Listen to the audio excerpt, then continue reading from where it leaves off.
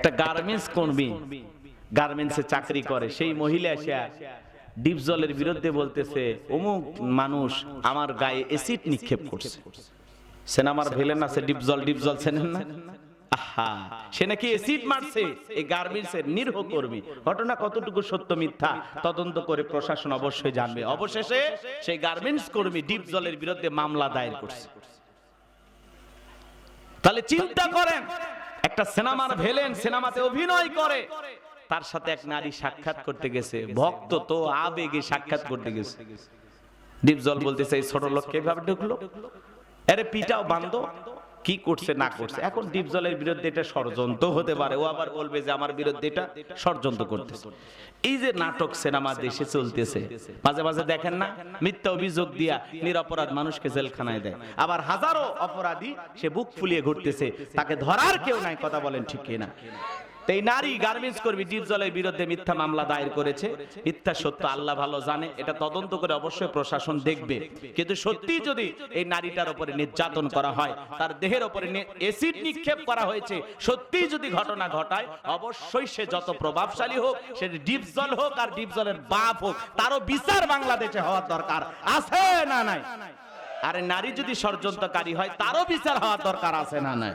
তো দেখেন, একটা নারীর নিরাপত্তা নাই, ছোট শিশুর নিরাপত্তা নাই, টাকা পয়সার নিরাপত্তা নাই। আর দেখেন আফগানিস্তান আমেরিকাকে বিদায় করে আল্লাহর বিধান দিয়ে যখন এই তালেবান সরকার রাষ্ট্র পরিচালনা করতেছে, পলিথিনের ব্যাগে করে নিয়ে লাখ লাখ টাকা নিয়ে ঘুরতেছে। আল্লাহু আকবার বলে। সোনার মক্কা মদিনা আল্লাহ তারে গোলামকে নিল, রাতের একটা বলেন দুইটা বলেন কোটি কোটি টাকার স্বর্ণের দোকান, আহারে একটা জায়গায় শুনলাম না ছিনতাই হয়েছে, চুরি হয়েছে। কি দেশ! আলহামদুলিল্লাহ, আল্লাহর কোরআনের শাসন ব্যবস্থা জমিনে কায়েম করলে এরকম শান্তি পাওয়া যাবে। কথা কয় না কেন? মোবাইল পইরা গেছে, হাজার হাজার মানুষের মোবাইল পইরা যায়, তুলে নিয়ে যায় পুলিশের হাতে দিয়ে বলে ভাই মোবাইল পাইছি নেন, টাকা পাইছি নেন, কে পকেটে তোলে না। আর এই দেশে হ্যাঁ, ভালো একটা টিস্যু রাস্তায় ফেলে দিলে পরে যা খুঁজে পাওয়া যাবে না। কথা বলেন না কেন? এক বেচারা, ওই যে গল্প শোনেন না, আগে ওয়াজে গল্প করতাম, রংপুর থেকে রওনা করছে ঢাকা, মাঝপথে এমন অবস্থা, ড্রাইভারকে বলতেছে ভাই আল্লাহর রাস্তে একটু থামেন, খুব চাপ দিছে ভাই। বলছে না এখন ব্রেক হবে না। পেছনের সিট ছিল ফাঁকা, ওই জায়গায় রুমালের ভিতরে পলিথিনের ভিতরে কাঁচটা সাইরে রুমাল দিয়ে মোড়ায়া জানালা দিয়ে ফেলাইয়া দিছে। চিন্তা করতেছে ঢাকায় যাওয়া আছে বাস, এখান থেকে রুমালে মোড়া কি পড়লো, আর একজন মোটরসাইকেলে ব্রেক করছে, এদিক ওদিক তাকায় আস্তে করে রুমালটা তুলে ব্যাগে রাখছে, মনে করতেছে রুমালটা নতুন, ভিতরে মালটাও নতুন। কথা কয় না কেন? এইবার রুমাল নিয়ে বাড়িতে চলে গেছে, যায়া এদিক ওদিক তাকায়, কেউ না দেখে, এইবার রুমাল খোলা শুরু করছে। রুমাল খোলার পরে দেখে উরি বাবা, পলিথিনের ভিতরে সত্যিই তো নতুন কিছু, একটা পায়খানা রুমালে মুড়ে ফেলে দিলে বাংলাদেশে খুঁজে পাওয়া যায় না। আর লক্ষ টাকার আইফোন সৌদি আরবের রাস্তাঘাটে পড়ে থাকে, কেউ নিয়ে যায় না। আল্লাহু আকবার! এমন দেশ গড়তে চায়, তাহলে লাগবে কি? আল্লাহর কোরআন। জোরে বলেন কি লাগবে? তাহলে নারীদের নিরাপত্তা থাকবে, শিশুদের নিরাপত্তা থাকবে, সকল মানুষ শান্তিতে বসবাস করবে। কথা বলেন ঠিক কিনা?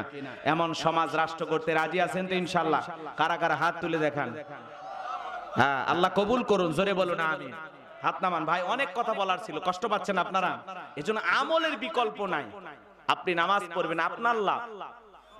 ছেলেটাকে নামাজি বানান, মেয়েটাকে নামাজি বানান, স্ত্রীকে নামাজি বানান। চাচা চাচা, ও চাচা বসেন বাজান, এক্ষুনি দোয়া, এক্ষুনি দোয়া। বাজান একটু দোয়া নিয়ে যান। বললাম না কয়েকদিন আগে হজের সফর থেকে আসছি, বাজান একটু দোয়া নিয়ে যান। কষ্ট হয়? বিরক্ত হয়েছেন আমার কথা? বাস্তবতার আলোকে কথা বলেছি বাজান। এই কর্তৃপক্ষের ভাইরা বারবার অনুরোধ করতেছেন যে শেষে যদি একটু কালেকশন করা যায়, তো যদি আপনাদের, আমি বলি না আর ওইভাবে বলবো না, উঠবেন না, দয়া করে উঠবেন না, যদি কেউ দেওয়ার থাকেন দিয়ে দেবেন ইনশাআল্লাহ, যেহেতু কবরস্থান উন্নতি করবে মাহফিল। আর এই ওয়াজেদ সাউন্ড সিস্টেম দোয়া চেয়েছেন, ওনাদের শেষে ইনশাআল্লাহ দোয়া করা হবে, ওনাদের জন্য দোয়া করা হবে ইনশাআল্লাহ। আল্লাহ তাদের ব্যবসায় বরকত দান করুন। জোরে বলুন আমিন। কালেকশন যদি কেউ দেওয়ার থাকেন, মা বোনেরা যুবকেরা অনেক কষ্ট করে তারা আয়োজন করেছেন, লক্ষ লক্ষ টাকা খরচ হয়ে গেছে। হ্যাঁ, বিশেষ করে কবরস্থানে জায়গা কেনার জন্য টাকা দরকার, যদি পারেন আপনারা দিবেন, আল্লাহ কবুল করেন। জোরে বলেন আমিন। আর একটু জোরে বলেন আমিন। সবাইকে কবরে যেতে হবে বাজান, বাচ্চা অসুস্থ, জি জি জি, বাচ্চা অসুস্থ, খালি খালি দোয়া হয় না, একটু কবরস্থানে কিছু দেন। 1000 টাকা দিয়ে দেবো। আলহামদুলিল্লাহ 1000 বাজান দিবে দোয়া, ওনার ছেলে অসুস্থ, আমরা দোয়া করব আল্লাহ শেফায়ে কামেল আজলা দান করেন, জোরে বলেন আমিন। শুনেন শুনেন, ছোট্ট একটা হাদিস শুনেন, বিশ্বনবী বলেছেন ক্বালা ক্বালা রাসূলুল্লাহ সাল্লাল্লাহু আলাইহি সাল্লাম ইন্নামাল কুবুরু রাউযাতুম মিন রিয়াদিল জান্নাহ আও হুফরাতুম মিন হুফারিন নার, রাহু তিরমিজি। নবীজি আমার দিকে বলেন, শুনেন, যে ব্যক্তির আমল ভালো, মৃত্যুর সঙ্গে সঙ্গে আল্লাহ তার কবরটাকে জান্নাতের বাগান বানায় দিবেন। একটু সুবহানাল্লাহ জোরে বলেন। আর যে ব্যক্তির আমল খারাপ, আও হুফরাতুম মিন হুফারিন নার, তার কবরটা হবে জাহান্নামের আগুনের গর্ত। আর একবার যদি কারো কবরে জাহান্নামের আগুন লেগে যায়, নিভানোর কেউ আছে? আপনার আমার কবরে আল্লাহ না করুক যদি আগুন জ্বলে যায়, বাজান স্ত্রী সন্তান কেউ যাবে না, কেউ টের পাবে না। কবর যার, যন্ত্রণাটাও তার। কথায় আছে যার মাথা তার ব্যথা। অনেকে বলে হুজুর মরার পরে কি হবে না হবে কেউ দেখতে যাবে না। আরে ভাই দেখা লাগবে না, যন্ত্রণা তো আপনার, ব্যথাটা আপনার, কষ্টটা আপনার। এজন্য আসুন আমরা নেক আমল করে কবরে যাওয়ার চেষ্টা করব ইনশাআল্লাহ। আল্লাহ কবুল করেন, একটু জোরে বলেন আমিন। কৃতদাস ছিল, মানুষের বাড়িতে গোলামির কাজ করত, সেই চাকরের জীবন থেকে, গোলামির জীবন থেকে আল্লাহ তাআলা তোমাদেরকে স্বাধীনতা দান করেছে। বিদায় দাম্ভিকতা করো না, অহংকার করো না, গাছের পূজা করো না, মাছের পূজা করো না, চন্দ্রের পূজা করো না, সূর্যের পূজা করো না, এক আল্লাহর ইবাদত করো, আল্লাহর নিয়ামতের শুকরিয়া আদায় করো, দাম্ভিকতা করো না। পয়গম্বর উম্মতের ডেকে বলে, ও নবী দানিয়াল, পুরান দিনের গল্প শোনায় লাভ নাই, বাপ দাদা কি করেছিল আমরা জানতে চাই না।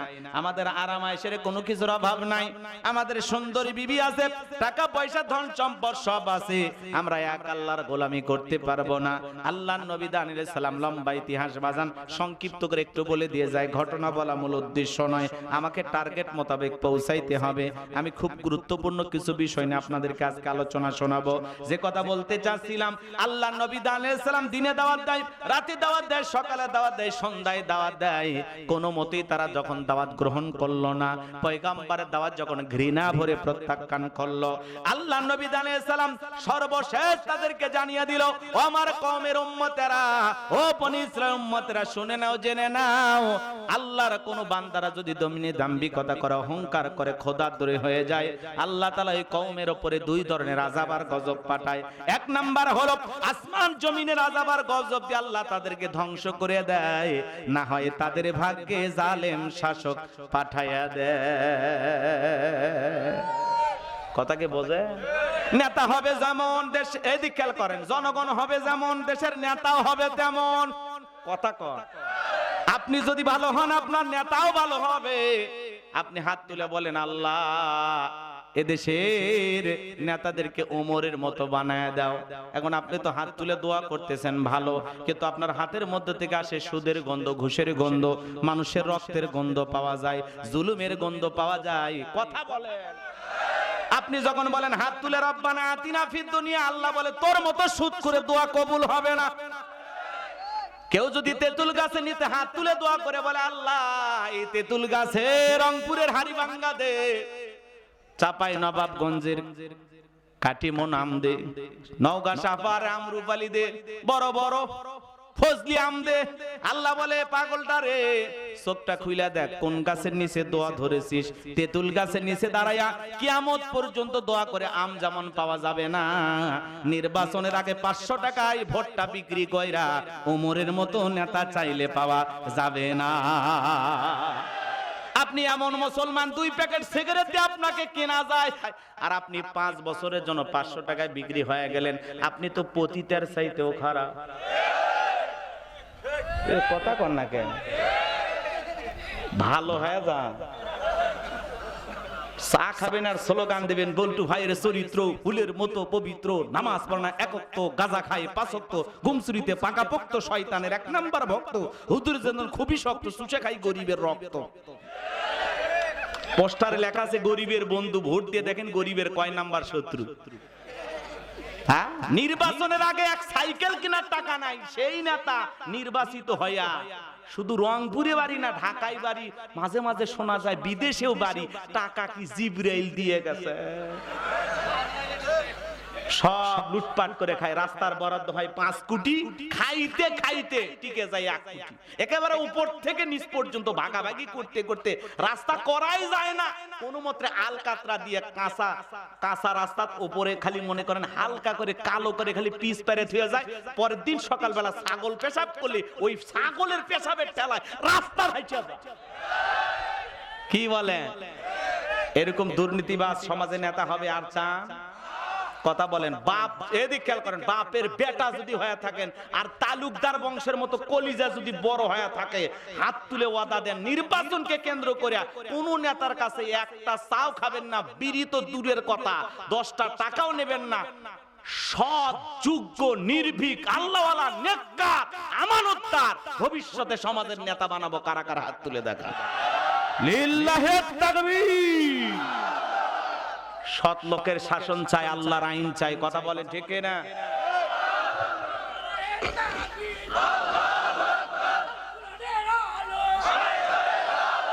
এই জন্য শুধু নেতার দোষ দিলে হবে না, জনগণেরও সমস্যা আছে না নাই? হ্যাঁ, কোন দলের নেতা, এদিকে খেয়াল করেন, আমার এক নানি ছিল, নির্বাচনের পরে এলাকায় গেছি, কয় নানা দোয়া করিস প্রত্যেক বছর যেন একবার করে নির্বাচন হয়, কারণ কয় এক রাতে 4200 টাকা কামায়। আমি নানি, 800 টাকা কেমনি পাইলি? কয় জানিস না, নির্বাচনের আগের রাত যেটাকে বলা হয় কালো রাত, এই নির্বাচনের আগের রাত্রে দরজা এসে নক করে, নানি বাড়িতে আসিস? বলে হ্যাঁ। আমি মুখ মার্কার লোক, 500 টাকা দিলাম, ভোট আমারে দেখো। ঠিক আছে ভাই। এইভাবে সকাল পর্যন্ত যত মার্কার লোক আসছে কারো মনে বেজার দেয়নি ভাই, 2 দিন পরে কবরে যাব, কার মনে দুঃখ দেব? সকালবেলা কইলে দেখি 4200 টাকা। তাহলে এইরকম কি হওয়া যাবে? জোরে বলেন, হওয়া যাবে? অনেকে বলে আমাদের বাড়িতে 6টা ভোট, এই দেওয়া লাগবে, ওই দেওয়া লাগবে। সি সি সি সি সি সি সি, এরকম হওয়া যাবে না। আরে সামান্য কয়েকটা টাকার জন্য কি দরকার? একটু ভালো হন না। কি সারা জীবন তো আমরা চাষাবাদ করেই খাই, শ্রম দিয়েই খাই, একটু কষ্ট করেই খাই, ওই সামান্য টাকা না নিলে বাঁচবেন না?